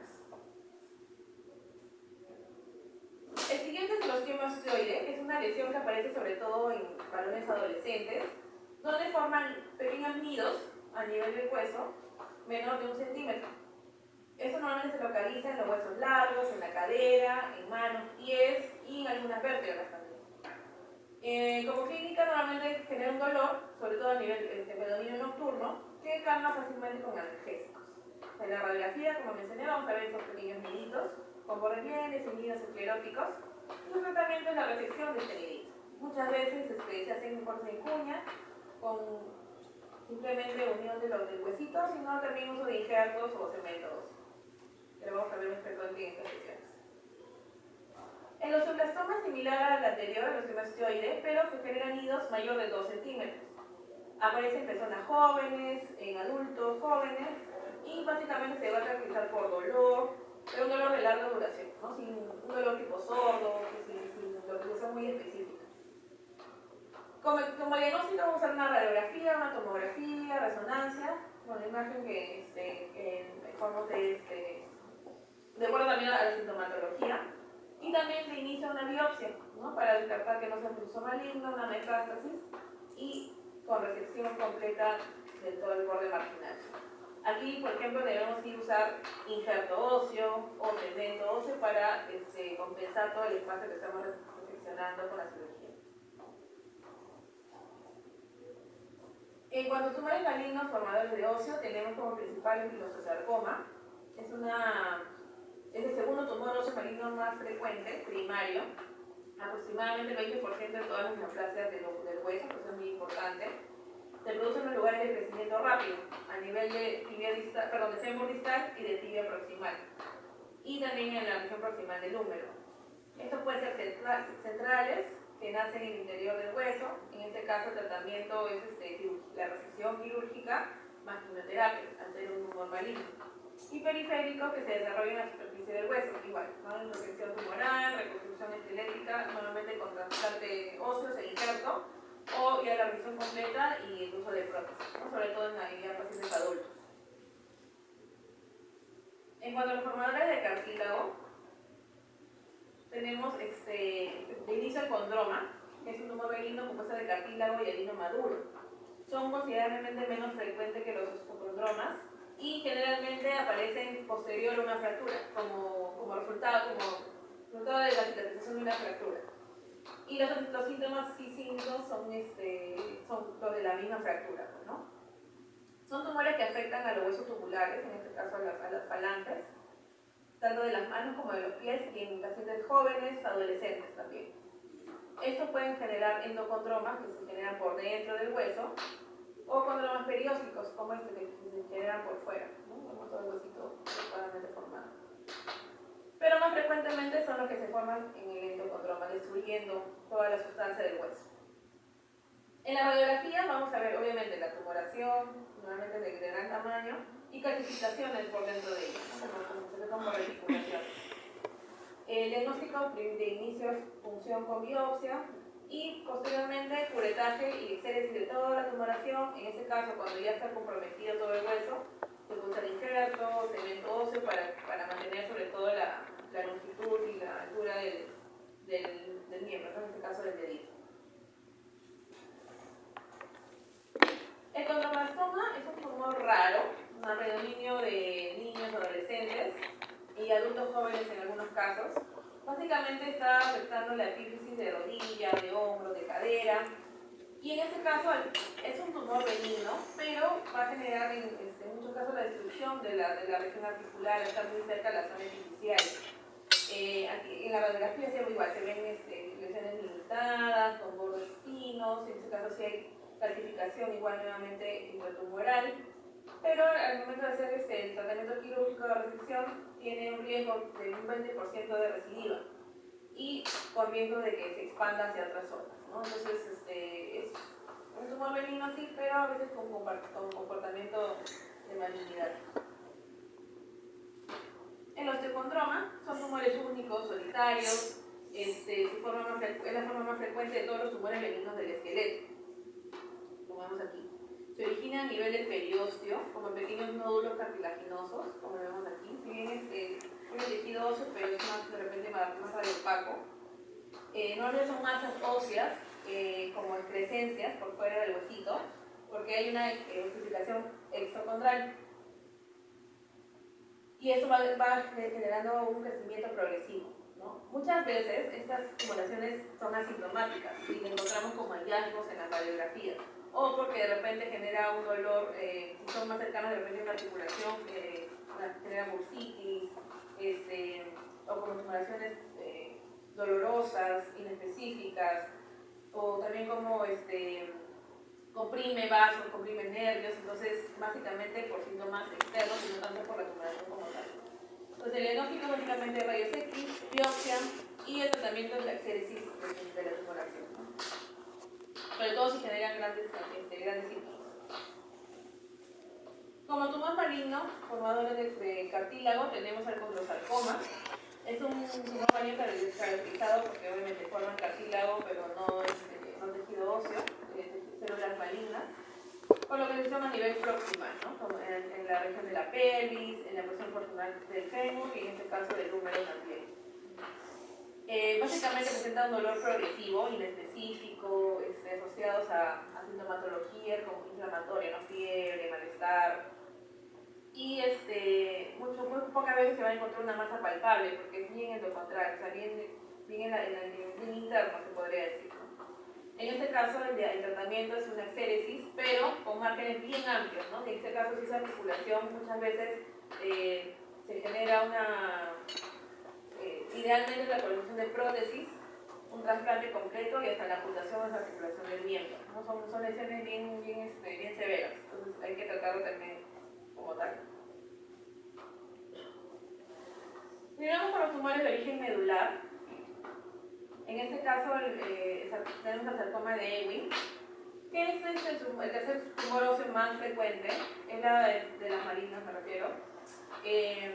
Están localizados normalmente en la metáfisis de los huesos largos y los huesos planos del hombro y cintura pélvica. Como clínica tenemos de dolor, fiebre, eritema, inflamación, como si fuera una osteomielitis, ¿no? Son signos inflamatorios activos. Leucocitosis, PCR, BCG elevado. Entonces nos puede confundir un poquito en el diagnóstico y sobre todo también en la imagen que es muy parecida a un secuestro óseo, que es lo que vemos en la osteomielitis.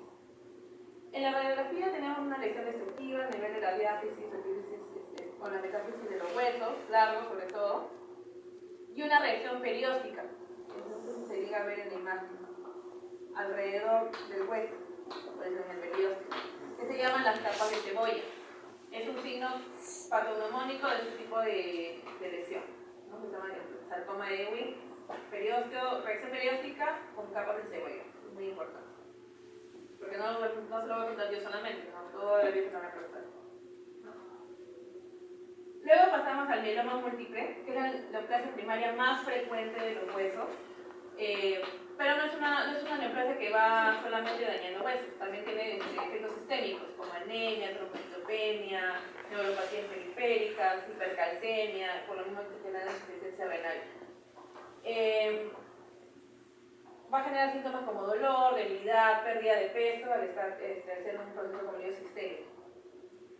En este caso, las localizaciones más frecuentes son a nivel de la columna, costillas, pelvis, en todo el alerón ilíaco, normalmente el disco axial. Pero también tenemos, y sobre todo para un adecuado diagnóstico, tenemos compromiso a nivel del cráneo, en huesos planos y en huesos largos también, ¿no? Y aquí vamos a ver lo que se llaman imágenes en sacabocado. Como si hubieran metido esas cucharas para el lado. Ya, aquí vamos a ver diversas imágenes en estos huesitos. Igual, así como vemos en el cráneo, encontramos en todo el alerón ilíaco. Es una lesión maligna, de alta mortalidad, como les digo, es un tratamiento severo porque genera muchas complicaciones, muchos procesos concomitantes. Y entonces tenemos que, normalmente en pacientes varones y afrodescendientes. En el tratamiento, básicamente, como si fuera una neoplasia metastásica, ya que compromete diferentes zonas, con quimioterapia, radioterapia. Consume mucho ese tipo de neoplasia.